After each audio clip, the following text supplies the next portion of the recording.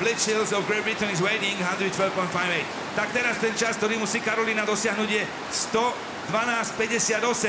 Karolina Abrahamová, držíme jej palce, pretože by sme boli radi, keby sa jej to podarilo. Má dotyk na bránke 10, bohužiaľ prvá penalizácia, strata 2.83 na prvom medzičase, to by nebolo také zlé, tá rýchlosť vyzerá byť dobre, len nedotýkať sa teraz. Bránka číslo 13, skáčeme, aký bude nájazd.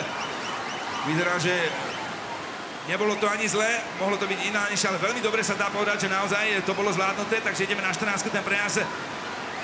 Tesná práca, výborne, a môžeme pokračovať ďalej. Dôležité, že táto pasáž je úspešne za nami, pretože naozaj toto bola katová pasáž pre mnohé, aj dobré lode, čo 16-ka, tá je rozhodcom posúdená ako poriadku, takže strata 6 sekúnd, to môžeme stále útočiť ešte na finále. Stále môžeme ísť na čas Danekovej 112.41, ktorá je už vo finále, Pilšicová má iba niekoľko desatín horší čas, tak čo, poďme na to ešte, poďme Karolina ešte z posledných síl, posledná providnová bránka, ktorá má hodnotu číslo 20.